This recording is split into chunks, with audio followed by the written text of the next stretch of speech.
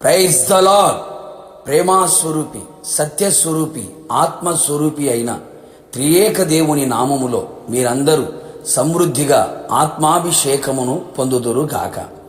ఈ దినపు యేసయ్య జీవపు మాట. అపోస్తుల కార్యములు 9వ అధ్యాయం 31వ వాక్య భాగం. పరిశుద్ధాత్మ ఆదరణ కలిగి నడుచుకొనుచు విస్తరించుచుండెను. పరిశుద్ధాత్మ శక్తిని పొందుకొని ఆత్మచేత నడిపించబడుచు ఆత్మలో వర్ధిల్లుచు విస్తారమైన నిరీక్షణ ఆనందముతో నడిపించబడుచున్న ఆత్మీయులారా, ఆత్మ సంబంధులారా, ఈ కడవరి దినములలో మన ఆత్మీయ జీవితం మరింత ఫలభరితముగా కనబడవలెను. దైవ సంబంధమైన భక్తి బలమైనదిగాను శక్తివంతమైనదిగాను ఉండవలెను. ఎలాంటి పోరాటములు ఎదురైనను కృంగిపోక, అలసిపోక, సొమసిల్లక క్రీస్తులో బలవంతులై నిలిచి ఉండవలెను. అందుకు గాను మనకు పరిశుద్ధాత్ముడు చాలా అవసరమై ఉన్నాడు.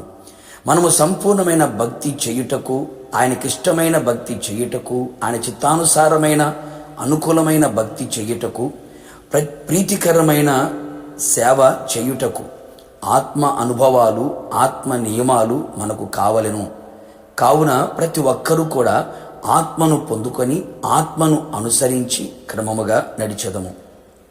కావున నా దేవుని ప్రియులారా, ప్రభు సన్నిధిలో కనిపెట్టి ప్రార్థించి ఏక మనస్సుతో ఎడతెగక ప్రార్థించెదము. నిశ్చయముగా తగిన కాలమున ఆయన మనందరి మీద సమృద్ధిగా తన ఆత్మను కుమ్మరించును. ఆది అపోస్తుల కాలములో సంఘము క్షేమాభివృద్ధి నందుటకును కట్టబడుటకు ఒక కారణం సంఘములలో పరిశుద్ధాత్మ ఆదరణ కలిగి నడుచుకొనుచు ఉండుటను బట్టియే కదా. అందుచేతనే విస్తరించుచు ఉండెను. మనము కూడా ఒక ఆత్మ సంబంధమైన మందిరముగా కట్టబడినట్లుగాను, అట్టి మందిరములో ఆయనకు అనుకూలమైన ఆత్మ సంబంధమైన బలులు అర్పించబడుచు కట్టబడుచుండెను. ప్రతి కట్టడమును ఆయనలో చక్కగా అమర్చబడి ప్రభువునందు పరిశుద్ధమైన దేవాలయము అగుటకు ఆయనలో మీరు కూడా ఆత్మ మూలముగా దేవునికి నివాస స్థలముగా ఉండుటకు కట్టబడుచున్నారు. మీరు ప్రభువైన క్రీస్తు యేసును అంగీకరించిన విధముగా ఆయన యందు వేరు పారిన వారై ఇంటి వలె, దేవుని ఇంటి వలె కట్టబడుచున్నారు.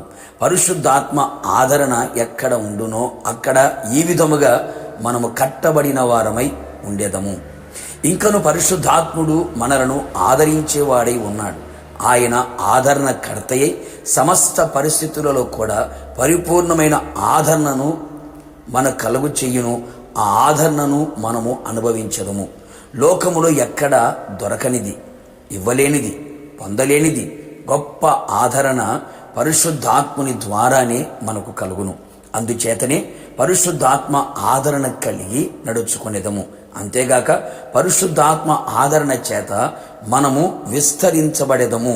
అవును ప్రియులారా, ఆత్మ ద్వారా మనం అనుభవించే ఆదరణ మన విశ్వాసమును, మన పరిశుద్ధతను, దేవుని ఎడల ప్రేమను, ప్రార్థన యందును, సువార్త యందును, ఆత్మ సంబంధమైన వరములను, ఫలమును, కృపా వరములను, పరిచర్యను సమస్తమును విస్తరింపచేయును.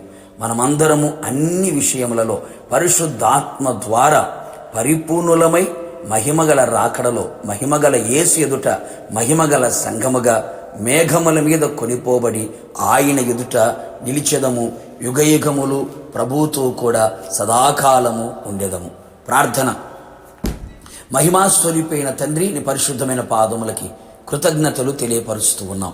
మా ఆత్మీయ జీవితం ఒక పరిశుద్ధమైన దేవాలయముగా, ఆత్మ సంబంధమైన మందిరముగా, దేవుని ఇంటి వల్లే కట్టబడినట్లుగా మీ పరిశుద్ధాత్మ ఆదరణ మా కలుగు చేయమని ప్రార్థిస్తున్నాం.